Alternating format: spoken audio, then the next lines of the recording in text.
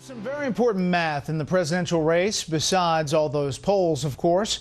270 is the magic number. That's how many electoral votes are needed to win.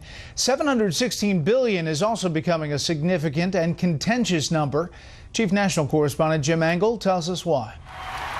There's a critical dispute over whether President Obama cut $716 billion from Medicare, which could seriously affect seniors, or whether he saved $716 billion, as he argued in the debate. $716 billion we were able to save from the Medicare program by no longer overpaying insurance companies, by making sure that we weren't overpaying providers.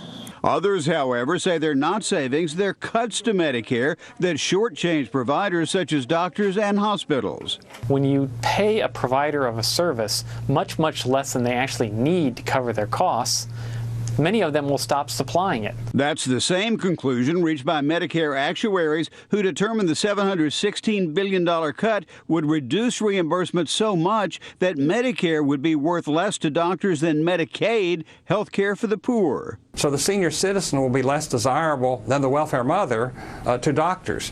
And when that happens, seniors are going to find long waits for care. They're going to find it very difficult to find doctors who will see them and facilities who will admit them. Some 15% of hospitals and nursing homes say they won't take any more Medicare patients under that scenario. We also have 50% of doctors who say they won't take more Medicare patients. And the Congressional Budget Office determined the president took the $716 billion from Medicare to offset the cost of his health care reforms.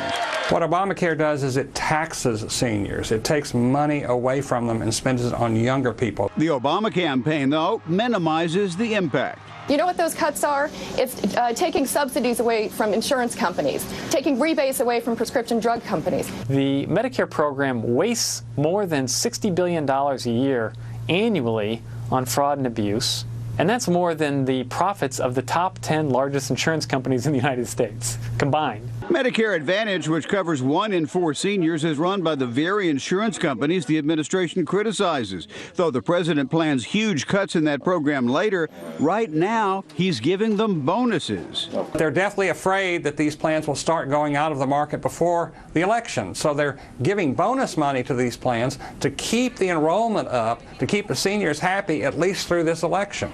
Then the cuts will start. Medicare has promised $38 trillion more in benefits than it can pay for. That's bound to come up in the vice presidential debate because Paul Ryan claims to have a solution. Brett? Jim, thank you.